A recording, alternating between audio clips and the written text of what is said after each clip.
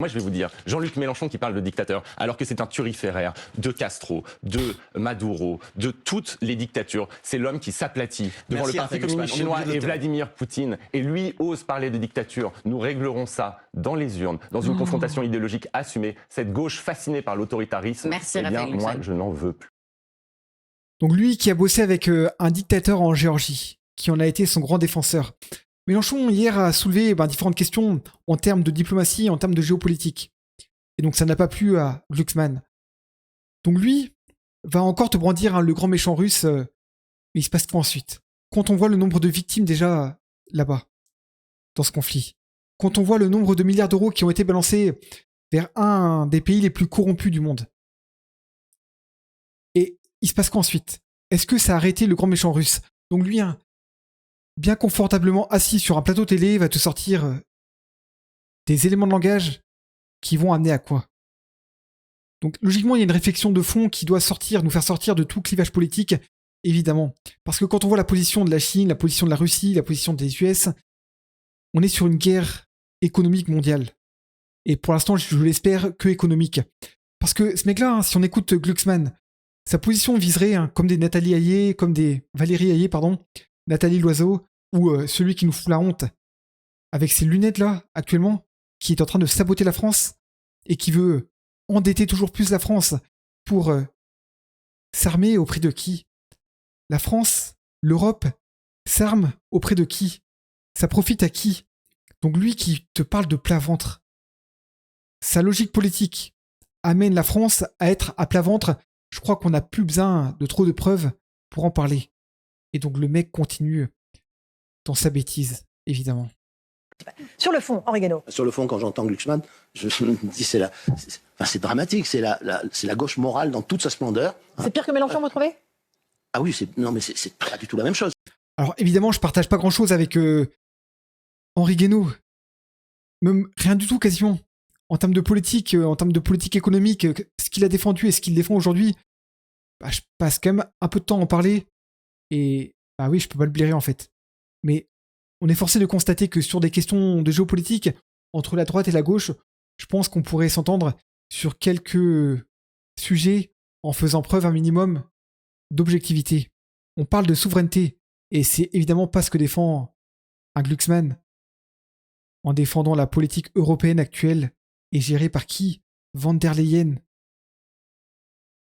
C'est-à-dire que Mélenchon, pour ce qu'on veut de Mélenchon, mais il faut le prendre au sérieux. L'exercice qu'il a fait hier est un exercice qu'aucun homme politique, responsable politique français aujourd'hui est capable de faire. Il y en avait avant qui étaient capables de faire ce genre d'exercice, que ce soit François Mitterrand, que ce soit Georges Pompidou, que ce soit même Giscard d'Estaing. Là, hier, il a fait un très grand numéro de géopolitique, d'histoire depuis la Seconde Guerre mondiale, comment on en est arrivé là. On peut détester les conclusions qu'il en tire, on peut détester ses prises de position, il faut le prendre au sérieux. Tandis que M. Glucksmann, il ne faut pas le prendre au sérieux, parce que si on le prend au sérieux, on va au désastre. C'est-à-dire, oui, il faudra réintégrer la Russie en Europe, que ce soit Mélenchon qui le dise, que ce soit l'extrême droite, l'extrême centre ou n'importe qui d'autre.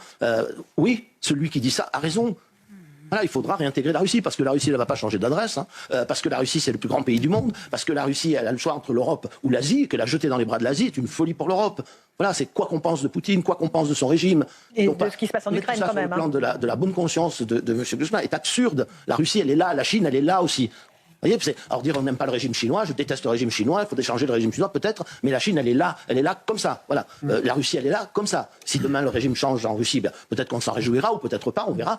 Mais en tout cas, elle est là. Donc réintégrer la Russie en Europe, oui, ce sera une tâche nécessaire pour les dirigeants français une fois que la guerre sera terminée. Ok, une fois que la guerre sera terminée. Eric Nolot, je vois que ça vous fait réagir, et Catherine aussi. En l'occurrence, s'il faut choisir entre la gauche... Écoutez, le niveau de Nolo, c'est catastrophique. Presque pire que Glucksmann, on va en parler. Morale et la gauche immorale, je préfère encore la gauche morale.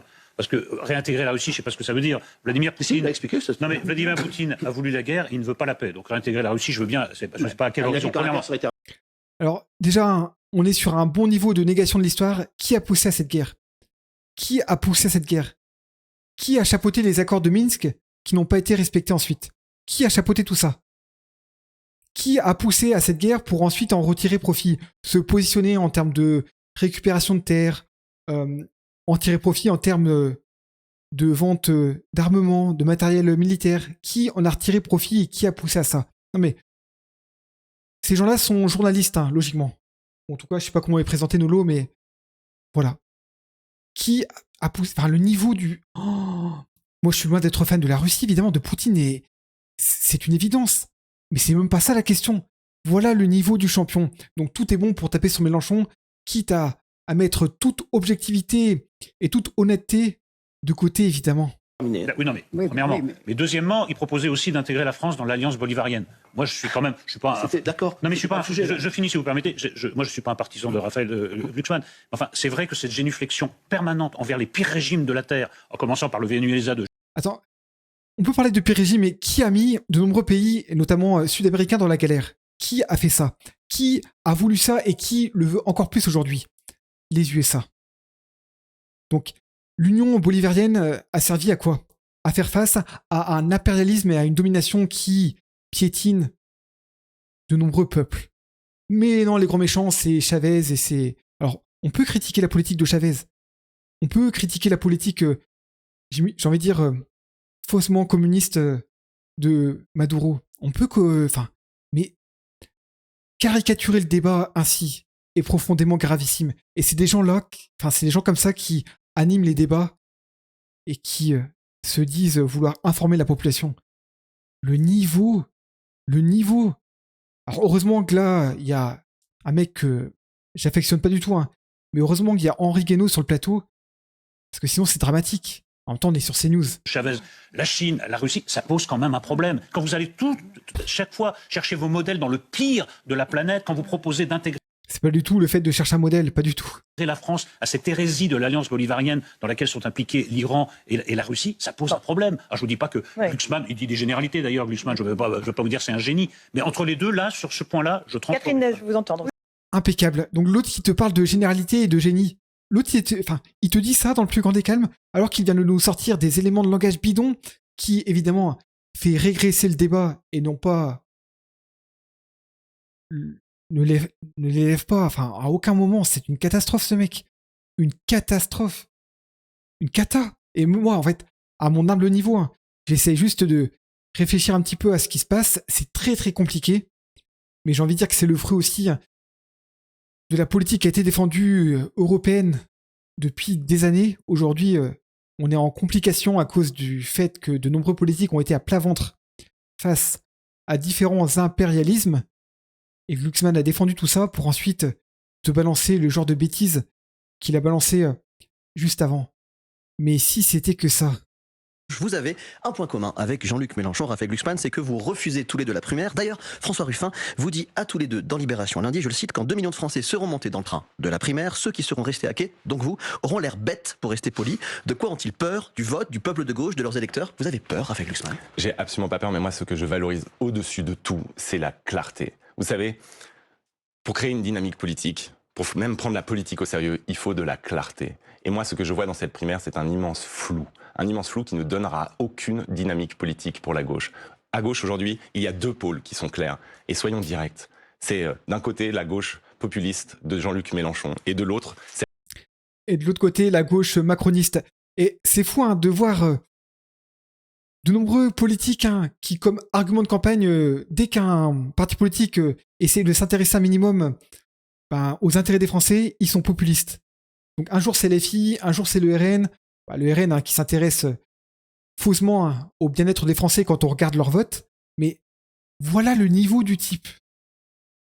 Lui qui défend la même politique quasiment à quelque chose près que ce qui a été défendu depuis longtemps, en France déjà, bien trop longtemps. Et lui, il te dit ça. Sérieusement. Mais en vrai, j'en rigole, j'en ai presque les larmes aux yeux tellement ce mec-là, c'est une marionnette, et je reste gentil. Que nous essayons de construire la gauche social-démocrate et écologiste. Est-ce que vous êtes en mouvement, Raphaël Glucksmann? Vous savez, mais prenons des sujets concrets. Vous savez pourquoi je vous pose la question? Non, mais prenons des sujets concrets.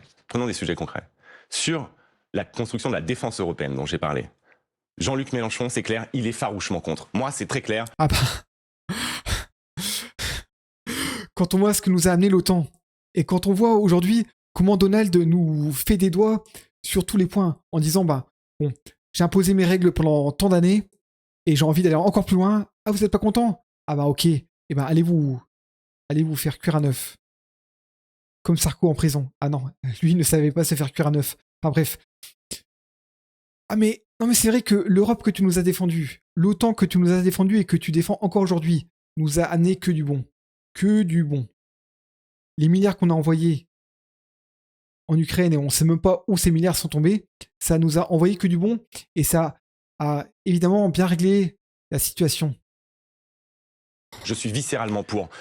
La primaire du milieu, on ne sait pas ce qu'ils en pensent. Je ne sais pas ce qu'ils en pensent. Ça, la Ce n'est primaire pas du clair. milieu. Ce n'est pas clair. C'est intéressant, Sur le cette expression. nucléaire, La vous prenez primaire du la milieu. question de la sortie du nucléaire. La question de la sortie du nucléaire. Jean-Luc Mélenchon, c'est extrêmement clair. Il veut sortir du nucléaire. Moi, je pense, c'est extrêmement clair que c'est une folie. Eux, À long terme, c'est pas le projet. De toute façon, on peut pas. Tout de suite, on peut pas. Les énergies renouvelables, c'est à moitié catastrophique quand on voit ce qui se passe dans différents pays qui en dépendent. Donc, doucement, doucement. Arrête de raconter n'importe quoi. C'est pas le projet le plus urgent. Sur du long terme, évidemment, faut y penser. Mais arrête. C'est caricature sur éléments de langage, sur que du vent. Que du vent. je ne sais pas ce qu'ils en pensent. Mais est-ce De que la le même grand primaire de la même gauche ne manière, permettrait Jean-Luc pas Mélenchon, de trancher des questions dont vous Jean-Luc parlez Mélenchon, c'est clair. Il veut la retraite à 60 ans demain. Moi, je pense que ça ne fonctionne pas et que c'est une folie. Donc vous C'est n'êtes clair. pas d'accord avec Mais la Lucian, primaire du de milieu qui êtes-vous n'est pas entouré? claire sur rien. Et en fait, ce sont des stratégies pour ne pas avoir à choisir. Mais comment Il vous y a vous deux imposez? choix qui sont Raphaël Glucksmann, extrêmement pardon, comment clairs. vous vous imposez? Parce que vous ne participez pas à une primaire, vous n'allez pas bénéficier de cet élan. Comment vous vous imposez? Vous allez dire à Olivier Faure, qui aujourd'hui Ce qu'il faut faire. dit que vous n'êtes qu'à 12% dans les sondages et que ça ne suffit pas pour atteindre le second tour, rejoins-moi s'il ne Alors, veut pas? Sans doute, cela ne suffit pas, et là-dessus, je suis entièrement d'accord. Le problème, c'est que d'ajouter une candidature à 3 ou 4%, ça ne simplifiera pas les choses pour et Olivier ça Faure. n'ira personne. Donc moi, ma position, elle est très simple. Je pense que nous devons construire sur ce que nous avons fait aux européennes. Pour la première fois depuis plus de 10 ans, la gauche On veut un cap clair. social-démocrate, la gauche démocrate, a fait 14% à une élection, alors que les autres fois, sur les élections nationales, c'était 6 ou moins. Eh bien, il faut construire sur ce socle. Et donc, ce que je propose au Parti socialiste et aux dirigeants écologistes qui le veulent, c'est de construire une plateforme de la social-écologie Avec vous. qui soit claire. Avec François un cadre Hollande ou pas clair. avec François Hollande, Avec Raphaël Glucksmann? avec François Hollande, mais avec Parce tous que les François autres. Hollande réfléchit aussi Avec à une le sorte de Parti fédération. avec Donc, le il y a Parti beaucoup social. d'initiatives. Vous êtes ensemble ou vous n'êtes pas ensemble avec François Mais Hollande? on finira tous ensemble. La vérité, c'est que c'est Ah cette oui, bah, bien. Vous finirez plateforme-là. ensemble. Mais c'est La cette fine équipe. plateforme-là qui permettra d'enclencher une dynamique. Et moi, mon but n'est pas de me placer dans un jeu à 12 bandes, dans un jeu de billard à 12 bandes sur la suite, à l'épicentre de la gauche, où le but n'est pas non plus d'être premier à gauche. Le but, c'est de gagner Vous en pourriez être 2027. derrière François Hollande. Le D'ailleurs, but Raphaël est Glucksmann, de pardon, mais la gagner situation en internationale 2027. est telle qu'elle est, on en a discuté. Est-ce que dans ce contexte, c'est pas un ancien président de la République qui s'impose, François Hollande, et est-ce que vous pourriez être derrière lui? Et moi, je vais vous dire une chose très simple, extrêmement simple. Ce que je veux, c'est que ma famille politique gagne. Je ne prendrai aucun risque. La situation Lui, c'est place publique, ça représente combien? 2-3 députés au Parlement européen? Enfin, je sais pas, ça représente combien? Pas grand-chose, hein. Pas grand-chose. Et lui, c'est son parti politique, c'est un des macronistes, son bras droit, je crois. Rousseau, là. Ah, pas son bras gauche, hein. Ah, c'est une catastrophe, ce mec, c'est une folie. est trop grave. L'extrême droite est aux portes du pouvoir. Et donc, ce qu'il faudra, c'est désigner la personne qui va nous faire gagner. Donc vous pourriez vous La ranger derrière François personne Hollande ou qui pas? va nous faire gagner. Mais ça peut être... S'il est le mieux placé. Il peut y avoir une autre personnalité qui émerge. Il peut y avoir une surprise. Moi, ce qui me préoccupe, c'est que nous ayons un cap clair, je suis désolé de le répéter 1000 fois, Le fameux un cap clair. cap clair qui nous permettra ensuite d'enclencher une dynamique politique. Ah, qu'il est mauvais, qu'il est mauvais. Et le truc, c'est qu'il essaie même pas de faire oublier qui a amené la France là où elle est aujourd'hui. On a eu Flamby, donc Flamby qui fait partie de son équipe. On a eu la Macronie qui a été créée de toutes pièces par Flamby et qui est aujourd'hui maintenue en place par l'équipe de Flamby. Au Parlement, à l'Assemblée. Donc bon. Et puis, regardez qui a été reçu sur le plateau de France Info. Là, par contre, il va me faire un peu moins rigoler quand je sais ce que ce mec-là a imposé aux Français. Parce que le champion, hein, Glucksmann, qui te parle de dictature, d'autoritarisme, qui a amené les premières répressions sur les mouvements sociaux en France. Le PS. Valls, Flamby et compagnie. Ce dernier 49.3 ce matin, sans doute pour faire adopter le budget. On en voit le bout, enfin, diront certains. Est-ce que ces mois de discussion, que ce soit au Parlement et en dehors, ça a été à vos yeux une perte de temps? Il y a le petit logo appel au piège jaune. On s'en rappelle hein, aussi de ce qu'a fait Brigitte. Brigitte qui nous vient de la Macronie. la Macronie qui nous vient du PS. Donc là, il y a les pièges jaunes, le petit logo au-dessus, et on a Cazeneuve. Ceux qui ont saboté, et jusqu'à saboter la mise en place des pièges jaunes, de l'argent qui est censé venir en aide aux enfants dans les hôpitaux, adolescents dans les hôpitaux, ils sont même partis jusqu'à saboter tout ça. Alors il y a d'autres moyens d'aider les enfants et adolescents dans les hôpitaux avec différentes assos, heureusement, mais quelle est l'image que ces gens-là ont donnée de ce dispositif qui, en plus, vient tristement en rustine d'un abandon de nos hôpitaux publics. Une pensée à tous les enfants, les adolescents qui sont à l'hôpital actuellement. Et quand je vois ce genre de scandale qui passe beaucoup trop facilement comme une lettre à la poste, c'est dramatique. Profondément dramatique. Lunaire. Ou au contraire, peut-être le début d'une forme de culture du compromis en France que vous pourriez saluer. Cette culture du compromis, elle est nécessaire, surtout quand au terme d'une décision hasardeuse, la dissolution de l'Assemblée nationale, il n'y a pas de majorité, qu'il faut bien trouver des accords entre des formations politiques qui ne pensent pas nécessairement la même chose, surtout pour parvenir à avoir un budget. Je pense que l'erreur qui a été commise, c'est de prendre la décision.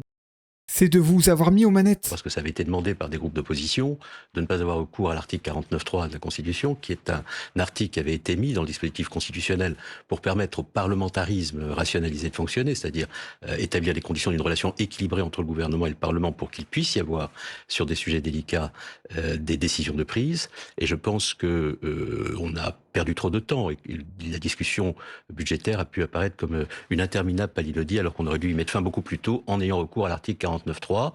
Et d'ailleurs, on remarque, et c'est la raison pour laquelle ce débat sur l'article 49.3 était absurde, que l'alternative au non-recours à 49.3 était les ordonnances, c'est-à-dire un dispositif dans lequel, pour la première fois dans l'histoire de la Ve République, le Parlement n'aurait pas eu du tout à se prononcer sur le contenu du budget. Donc au nom des droits du Parlement, on avait créé les conditions pour que le Parlement soit totalement écarté de ses droits, ce qui est absurde. Le fait quand même qu'il y ait eu des discussions longues a aussi peut-être permis, notamment aux socialistes, d'obtenir un certain nombre de choses. Je pense à la hausse de la prime d'activité notamment. Enfin, c'est aussi ce que ces discussions ont permis. Oui, bien entendu, mais elles auraient pu être plus... Je repense à un truc. J'ai fait une vidéo sur ces journaleux là hier où Alma Dufour était intervenu sur ce plateau. Et c'était ce même journaleux.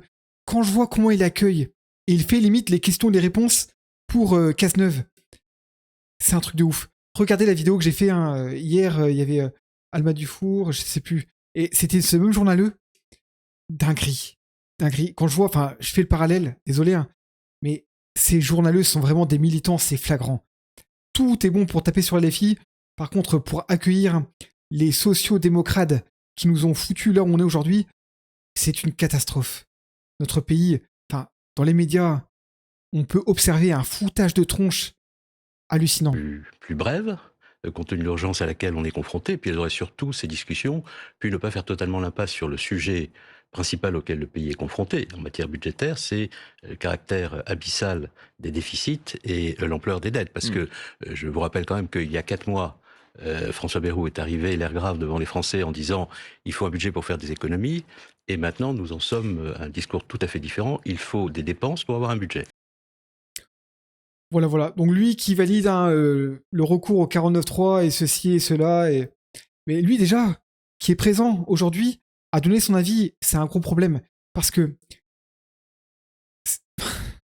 je pense aussi au fait que c'est le ministre, l'ancien Premier ministre qui nous coûte le plus cher en termes d'argent public. Lui, il pompe tout ce qu'il peut en termes d'argent public pour financer son garde du corps, ses gardes du corps, ses chauffeurs, voilà, locaux et compagnie, dans le plus grand des calmes. Voilà, donc lui nous coûte une blinde, alors qu'il a participé à saboter la France sur beaucoup de points et veut le faire encore aujourd'hui. Donc lui qui est un des premiers soutiens de Raphaël Glucksmann. Voilà. Donc on en est là, c'est dramatique. Et les grands méchants, c'est LFI, Mélenchon et compagnie. Ouais. Oui, mais le bain de violence, il a commencé dans l'hémicycle avec les 17 premiers députés de Mélenchon. Ils étaient 17, ils faisaient du bruit comme 100. Ça a commencé comme ça. Et après, ils sont devenus plus nombreux. Et le débat est impossible aujourd'hui dans l'hémicycle parce qu'on a l'impression que c'est des singes hurleurs, tellement le bruit est... On ne peut pas parler, on ne peut pas discuter, ils ont tué le parlementarisme. Et je veux dire, et aujourd'hui, de voir que le RN a voté au moment du vote du budget, le plus souvent avec LFI, est quelque chose qui perturbe énormément même ceux qui étaient prêts à voter pour le RN. Okay. Parce que là, c'est pas possible de... Voilà. Oui, mais en même temps, oh, les populistes. Oh, le niveau... Alors, moi, je préfère largement quelqu'un qui parle fort et qui défend mes intérêts, les intérêts de la population, des gamins, des Français, de toute la population, plutôt que certains qui parlent avec un ton mielleux, mais qui nous la mettent à l'envers sur tous les points, évidemment. Donc Mélenchon qui parle trop fort, LFI qui parle trop fort, LFI qui bordélise l'Assemblée. Qui est en train de saboter la France? LFI? Non, je crois pas.